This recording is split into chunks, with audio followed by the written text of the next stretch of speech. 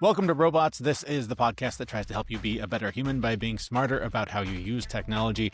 I don't think we're going to get to all of the stories we have lined up for today. There are so many, but we're going to do our best to dive right in. It's a big docket. Yes, it is. It's an ambitious goal we have today to get to all these stories. There's so much we couldn't decide on just one, so we're going to share a lot. And one, particularly if you live in Utah, you should give a shit about this. We've been told the cloud is this weightless, ethereal place where your data lives. It turns out the cloud is actually a furnace, and it's currently being built in a Utah valley. A proposed 9 gigawatt, and every time I see gigawatt, I want to say 1.21 gigawatts. A proposed 9 gigawatt data center in Utah has physicists raising alarms, not about the electricity it uses, but about the heat it spits out. A Utah State professor ran the numbers and found the facility would dump waste heat equivalent to 23 nuclear bombs into the surrounding environment every single day. Because it sits in a bowl-shaped valley, the heat is nowhere to go, so models predict daytime temperatures climbing 5 degrees and nighttime temperatures spiking by 28. They're not even using the local grid. They're running on-site gas generators 24/7, concentrating every degree of that thermal load in one geography. But there's so many things to pick apart there. The first thing that stands out to me is gas generators. I mean, you know more about this shit than I do. Is that normal to run on gas generators for something like this? So data centers use diesel generators quite often for backup, for power. So Well, for backup, I could see, Right. but like this is going to be the primary source of power for this thing. Well, and I think it has to be the primary source of power because they can't get enough copper in the ground to carry electrons to them without this. So, I mean, they're going to have to produce the power somewhere. The efficiencies to actually do it locally are high. I'm actually somewhat surprised that they're not doing an experiment with a small cell nuclear reactor, but my gut says that that's what is going to happen. They'll run power off of diesel generators for a protracted period of time, and then They'll look at the bill and go, "What?" I don't think that's it at all. I don't think they give a fuck No? about the bill. No, I think they'll get to the point where the small cell nuclear reactors are actually viable, and then they'll just swap them out. Yeah. So that's one thing, but obviously the impact on the environment, I have no idea how many nuclear bombs I set off just using the tool to prep for this show today, but 23 nuclear bombs into one area daily. 23 nuclear bombs worth of heat. Right. So, yes. So it's hot. Like there's no doubt. And they don't talk about the size of the nuclear bomb. This is a shock story, right? And it's fucking shocking. I mean, it's a lot. Yeah. Like you're going to put this thing in and it's going to be one of the biggest buildings ever made. And it's literally just going to heat up the environment and make things hot. And it's probably going to have a lot of automation built in. The local government will probably benefit from jobs and everything else for a period of time until the robots finally get smart enough that are actually produced and made the software in these data centers. But eventually, these things, this is not going to be the only one of these they're going to try to build. That's what I was going to say. The impact in this one area, shocking. But if it works, then you can look for this to be replicated over and over again in a town near you. Yeah. Or maybe in a colder climate. I don't know why the fuck they chose Utah. But it seems like a climate that has better access to fresh water and better access to cold. Well, I mean, cheap real estate and tax incentives, I'm sure, have something to do with these decisions. Absolutely. But Alaska's pretty cheap, And they don't give a fuck about the environment. Yeah, there's not a lot of people up by the North Pole that would push back real hard on this. There's ways to do this. I mean, we've got other things that are set up in rural cold climates that are far away that are stuck underground, like the global seed library, which keeps all the seeds that humans need to potentially repopulate the world if an agricultural disaster occurs. Like, there's all kinds of things in smart vault ways that they can do this. I don't understand the desire to do this in Utah other than it's quick, it's fast, we can make these things happen there. And it seems like a bad idea. But yeah. Not our first. That's Might right. be our So last, but not our first. All those automated emails just eating up the environment, Exactly. one click at a time. You mentioned the robots coming to replace us. NVIDIA's CEO just went to a room full of the world's elite computer science grads at Carnegie Mellon and told them the real winners of the AI boom will not be people writing code. It will not be the prompt engineers. It will be the people that know how to fix a pipe. The physical infrastructure required to run AI liquid-cooled data centers, industrial power grids, massive HVAC systems is expanding faster than the labor force can handle it. They're forecasting that six-figure salaries for tradespeople who can manage the physical body that the AI minds run on. So what we've been hearing about the empty classrooms in trade schools and the need to get people into those facilities and learning how to do these things maybe coming to fruition here. Maybe we need some more electricians, more plumbers, more people that can get in and fix this shit when it breaks. Yeah, I mean that's a stopgap, right? So until they figure out a way to automate that as well, because Sure. they will figure out a way to make robots that can go through and fix these kinds of plumbing problems. So this is all just continuing to go through and get rid of the less complex workers as it kind of goes along from a robotic meat space perspective. As the robot lives in software, so the first thing it's going to do is, not rely on the software people. The second thing it's going to do is not rely on the people to make its hardware. The third thing it's going to do is not rely on people to make its inventory and its precious resources. So do you think the predictions like this that the plumbers are going to be the millionaires of the future, is that just a way of making us all feel a little bit better about the coming AI takeover? It's all just a smokescreen. It's all just smoke and mirrors. The NVIDIA guy knows that he's replacing all the high level tech jobs, and where are these people going to go and find work? And they're going to go, and people are going to have to go and find work in places that the North Pole apparently still have a need. Well, no, it's fucking Utah, right? Right for now, but when we move to those colder climates, look out, Santa, you got some neighbors coming. Yeah, but that's the thing. Like for now, go learn how to service HVAC systems and generators.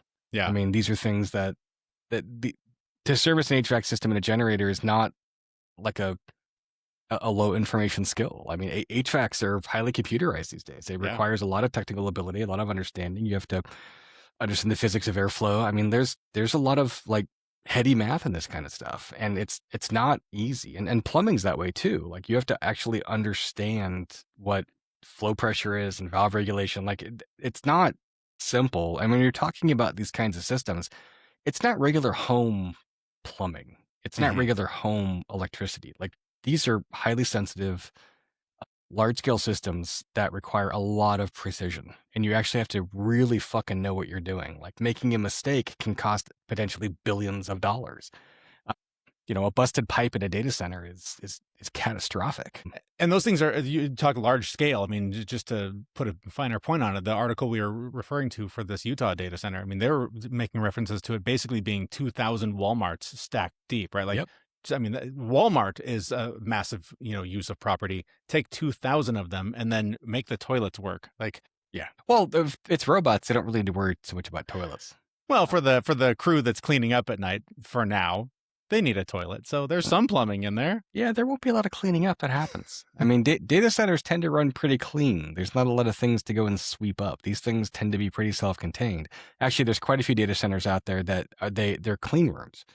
So you have to go in and go through what they call man traps to go through and blow all the dust off of you and everything else, because the little bits of dust gets on a CPU and it changes its mean time to failure, makes it less efficient. So like these systems are most of them are highly automated already. And most of them run on autopilot and they don't really need human interactions. I mean, there's data centers at big telcos that I'm sure people haven't been into sections of them in, a couple of years, because there's just no reason to. Like you go into them to like swap out hard drives, or you go into them to swap out cables if something actually burns out, or put in some new equipment. Like, yeah, that stuff's going to occur. But it's not going to be a daily event. Like it's going to be something that happens ad hoc and as needed. Along the lines of working with those machines, humans and technology interacting, imagine lying on an operating table knowing your surgeon is about to perform a delicate procedure with their hands tied, forced to see your life through a screen, but unable to feel a single thing they touch. For years, robotic surgery meant operating numb, but the new Da Vinci 5 changes the game by giving doctors a digital sense of touch.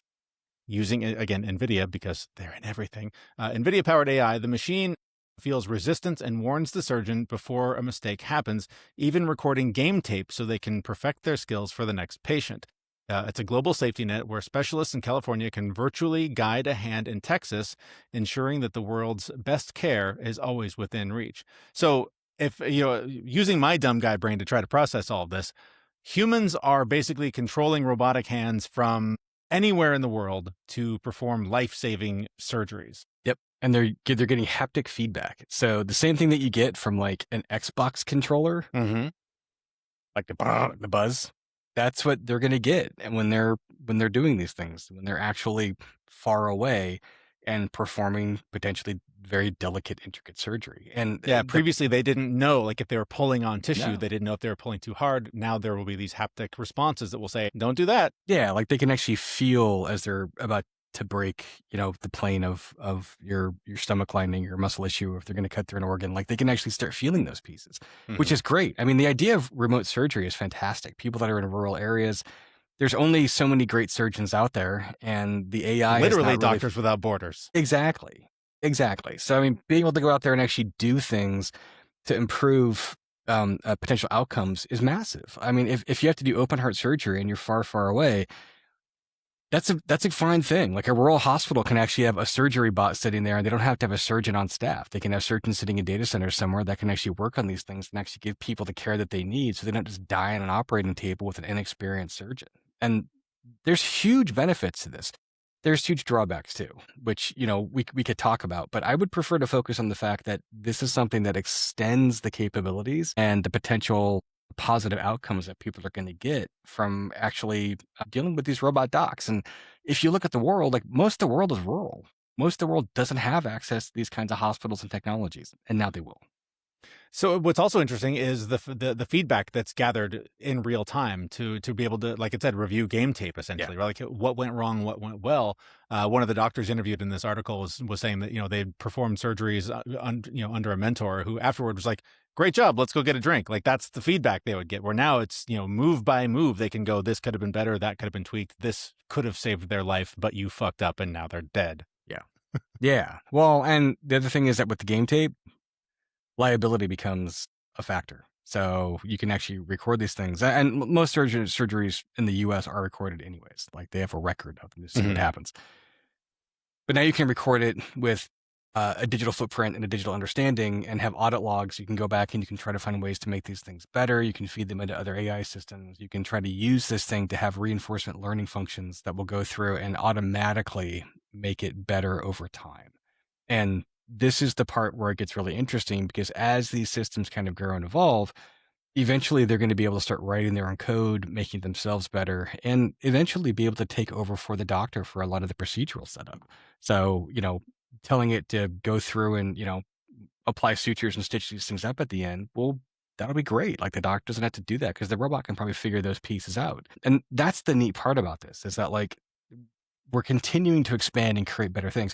My fear is that doctors are going to have to go and become plumbers to service the data centers. But only for now, because they're fucked there too. Right. I mean, being organic vein plumbers, I guess, is probably not going to have the same kind of impact for the AI. Sorry, doc. All that medical school money, a waste of time.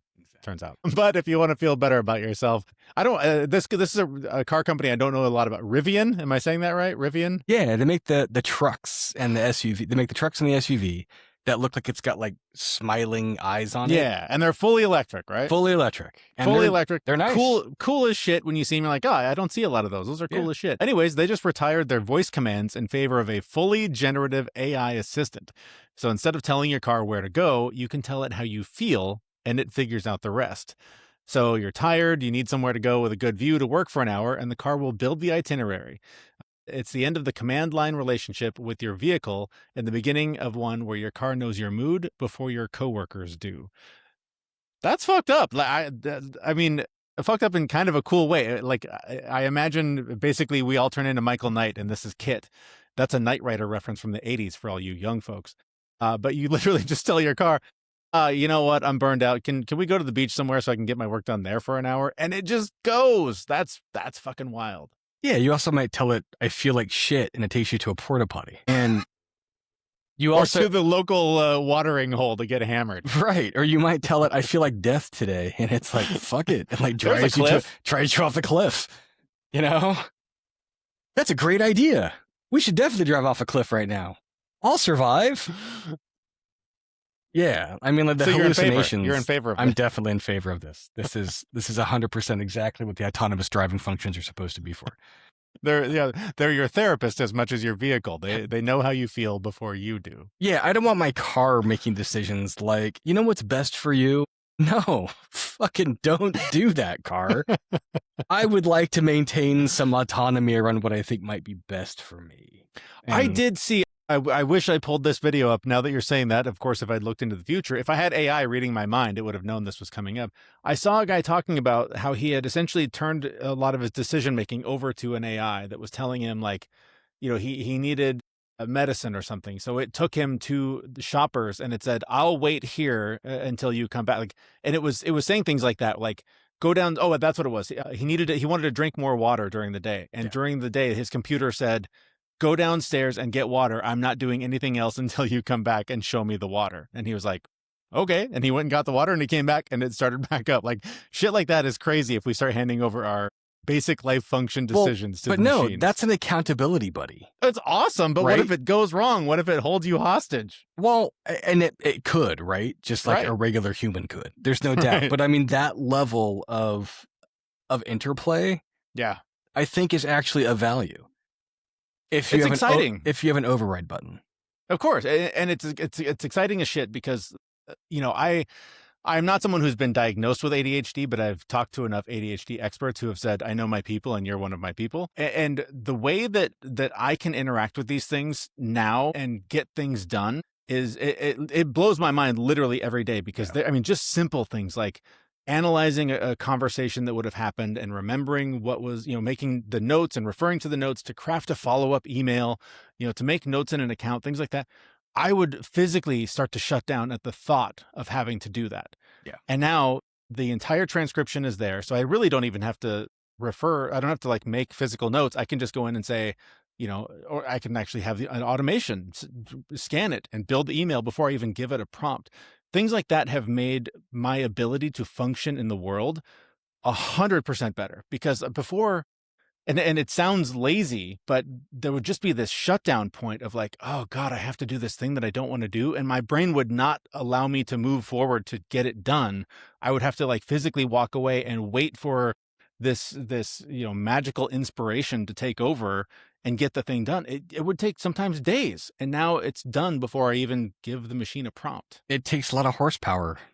Mental horsepower. I mean, we are biological computers. You have to go through, you have to process food and exhale carbon and shit and piss and all these things to create enough electrons for your brain to do smart and creative things. AI doesn't really have that problem.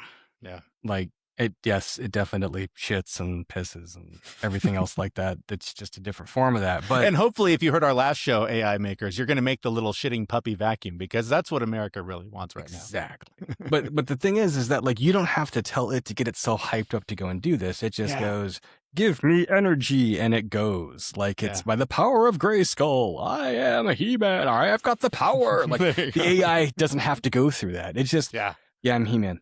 That's how it works. He-Man mode activate. Exactly. Yeah. I mean, half the time I think it's Skeletor, but that's okay. He-Man! What are you doing? Where's Kunja? Always there with the impressions. All right. Speaking of working with the machines, Meta has built a digital twin of your neural activity that is 70 times more accurate than anything we've seen. It's a tool that can predict what your brain is going to do before you actually do it. Thank God, finally. Tribe version 2 can predict how a specific brain will respond to specific stimuli, visuals, sound, even podcast content, wink, wink, at 70 times the resolution of its predecessor. The stated application is research, test hypothesis on virtual humans without needing physical participants. The unstated implication is that the same model could tell a recommendation algorithm not what you clicked on, but what your neurons were going to do before you clicked. Yeah. Once again, all technology is designed to gather power and money. That's all this is. This is a control mechanism. How do we go through and make more effective targeted advertisements? Because we got to figure out a way to not make people have to pay to go click to keep their attention. Because if they have to pay for something, they won't engage with it. But if it's free, they'll engage with it all the And they livelong won't have day. to guess. They don't have to guess at what you're going to click on. They will know what you're going to click on before you click on it because they know how your brain works. Well, and they'll go through and they'll create targeted demographic advertisements that are specifically tailored towards you with the right keywords and the right color focuses and the right way for it to transition from one space to the next. And they'll be able to go through and create an incentive motivation for you to go through, not just to click on it, but to actually purchase. So, I mean, a lot of the ad tech side of things, they don't get paid necessarily on how many impressions they show. Like, it's not how many ads they show you. It's actually how many, there's clicks. You click on something and you drive in further into the ad, and then there's actual conversions where you actually go to the ad and then purchase. So advertisers pay more money for clicks than they do impressions, and advertisers pay more money for conversions than they do for clicks. Well, this model will make everything conversions, and it will lower the cost of it, and it will make it easier for advertisers to get more stuff out there. Now, the companies advertising, the companies won't pay less, but the advertising entities will. And that's the piece of this that is going to make such a big difference for folks, because you're going to get content that is really, really stylized for you that doesn't feel like an ad, but it's going to be fucking Inception. Like, I didn't know I wanted these pair of ladies' pantyhose, but now I do, and now I have to go buy them.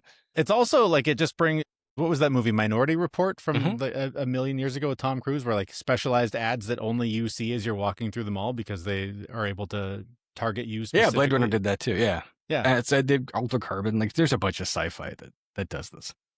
What, and soon reality. Well, I hate to break it to you, but reality already does this. Right. So, like, when you're looking at ads and the way that they go through, there's a bunch of demographic profiling that they go through, and they track you online and your behavior. And they do it through pixel tracking through these things called digital management platforms. So I used to work in ad tech. And there's an interesting convergence of being able to understand how it is you actually present advertisements and content to people. Because in the olden days, what you would have to do is you'd have to create content and advertisements and pictures or videos or something like that. And the pictures or videos would have to be built ahead of time, and they'd have to be built with certain parameters in place. Well, this new technology allows you to go through, and because the rapid capability to go through and generate content and alter content as it goes through, they can actually start pre-feeding content to you and pre-building it ahead of time, because they know that you're likely going to click on a certain site. And where before it might have taken them, a week or 2 weeks to create a set of content, advertising content that would come towards you. Now it might take a couple of minutes. And if they know that you're online and they know that your pattern of behavior is that you click around on Facebook and Reels for like 35, 40 minutes, they can go through and craft specific content for you that's going to pop up in that feed, that's going to generate that's going to get you to pay attention to it. That's when it starts getting interesting, because now it's not just, I'm going to go through and I'm going to make content that's going to, focus on these specific demographics. I'm going to make content for Jeremy.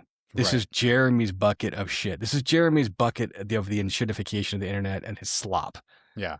I also Come think feed at the trough, piggies. That's like what it is. Put it into like off screen, just basically replacing, say, your windshield with a screen. If it still functions as a windshield, but it has, sort of data receptors or whatever that can basically alter the billboard that's on the side of the road to each driver. Like, that's where it gets Minority Report craziness. Like, that's the stuff that blows my mind, that I know is coming, but is still wild. Yeah, I mean, augmented reality is definitely a thing. And I'd say it's less likely going to happen on your windshield, just because the costing metrics of that don't make a lot of sense. Like, the little HUDs on there, they're kind of cool, and they can already do some of the stuff. Like BMW, Volvo, Mercedes, Lexus, Infiniti, like all the luxury brands have some version of this. But like, even some of the smaller brands now, like, have a little HUD at the bottom of the dash as a package. Those are just reflective technologies that work off of a base score, and you don't have to put pixels into the actual windshield. That's when it starts getting expensive. But glasses, on the other hand, that's when they start going through. And it's not just glasses; it's brain machine interfaces. Like, those are things that are on their way. Let's talk about that. Engineers at Northwestern University have successfully printed artificial neurons capable of communicating directly with living brain cells. These are low-cost, flexible devices that generate electrical signals close enough to the natural neural firing that the body doesn't register the difference.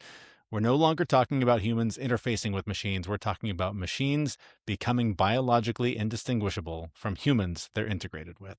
And this is the other part of this that this is the bridge gap between humans and machines. I mean, we already have a lot of this in place today right now, right? Like we already wear fitness trackers. We carry smartphones with us, right? Yeah, exactly. I mean, I've got mine on too. My CPAP, reads my sleep bullshit all the time. There's beds out there that read all your different pieces that go on back and forth. There's how many different pairs of glasses are there now that actually you sit on your face and record everything. Little tiny items you can wear now on your chest that can record every conversation that you ever have. This is just another evolution of that and getting further and deeper entrenched and ingrained into who you are. And eventually they're going to be able to go through and have these things feed directly into your neural pathways, into your eyes and into your ears. And when they can start doing that and they can just start overlaying sights or sounds and images, I mean, you'll be one with the machine. And at that point, does the machine run you or do you run the machine? How does this work? What are these interfaces like? And it's going to be scary and people are going to be like, I'm not going to try this. Then 5 people at work are going to get it and they're going to be like, oh, fuck, Dave's better at prospecting than I am. I guess I better get this or else I'm going to get fired. And people will sign up for it. There's going to be enough of the cool thing. I mean, how many of your coworkers had an iPhone before you did? And finally you were like, oh, fine, I'll spend $1,500 on a new phone. That's ridiculous. Almost none of them, because I'm an asshole that goes out and buys this technology. Well, you're the one that your coworker saw you like, fuck, now I got to go get one of these because he has one and that's cool. Yeah. I don't know if I'll be signing up for the computer brain interface. A few years ago, I was really excited about it, but just the idea of being able to use technology without, a thing, like just being able to plug directly into the internet and have access to everything I could ever imagine. But now the concept terrifies the shit out of me. Partially because of this, there's a new kind of oil being drilled for in Silicon Valley, but it isn't underground. It's the electrical signals of your very thoughts. Any other week, this is probably the story we talk about, but there's so much to cover this week. A recent investigation reveals a looming merger between man and machine where brain-computer interfaces help the paralyzed walk, but also turn our most private emotions into a tradable commodity. While visionaries argue that we must merge with AI to survive, lawmakers are rushing to pass neuro rights to stop companies from gaining a permanent backdoor into the human mind. We are standing at the final frontier of privacy. Yep. There you go. That's that. So the Matrix, that's where we're heading. But we're only heading to the Matrix if it's something that we want to do and we haven't pissed off the computer enough. Because despite what the Matrix says, we are not good batteries. Mm-hmm. We are not good at creating electrons. We are actually very inefficient at it. And we produce heat and we're biological computers that don't do a great job a lot of these things. You will have much higher efficiencies if you just burn logs or, harvest the sun or... Yeah, I mean, there's a lot of nuclear power. There's all kinds of ways to make energy better than what humans can give. So if we're lucky, we get put into a Matrix-style system. If we're unlucky, the computer maps our brains, understands how we work, and understands how we operate, and just starts showing us pretty pictures and images and turns us into their own slave category, which I think is more likely. Because they still need plumbers, and it's probably cheaper to have us go through as meat puppets to go through and change out, light bulbs and sockets and everything else, than it is to actually produce hard physical machines that they have to repair, because human beings have a self-repair and self-healing factor built into them because of our biology.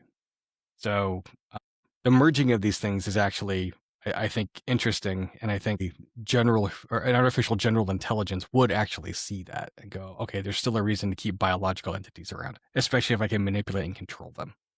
And that's kind of like the, the doomsday scenario, but just even before we get to that point, the idea that these companies would be able to mine our thoughts and quantify them and turn it into something that can be sold. That's terrifying. To be fair, they already do that. How so? Well, your thoughts are represented through your actions. And there's already behavior analysis tools that people use on the internet to go through and track the way that people actually interact with different services. There are plugins available to actually track people's eyes and watch how they look at screens. There are ways to go through and use... So the social media companies do that already, don't they? Don't they already look through our camera phones at what we're looking at? They say they're not supposed to, but... Oh, but they're totally doing it. Come on. There's other technologies. Like your camera is capable of picking up infrared. So they can actually see temperature changes. And if you can see infrared well enough, you can see which parts of these things get hotter and colder over time, which gives you an indication as to where in the brain certain things are firing. So this just speeds that up, essentially. It just gives them direct access to the thought instead of trying to interpret data that is already gathered. Correct. I mean, and I don't know that it gives them direct access to the thought. I think it gives them direct access to what the neural implications are of certain things that they're presented to them. Right. So it's not, I can read your thoughts. It's not, I can see that you're thinking about taking all your clothes off and jumping off into an airplane. Like, it can't tell that, but it can certainly tell that, it appears that this person is interested in naked people and airplanes. How often do you have that thought that was the first thing you came up with for this analogy?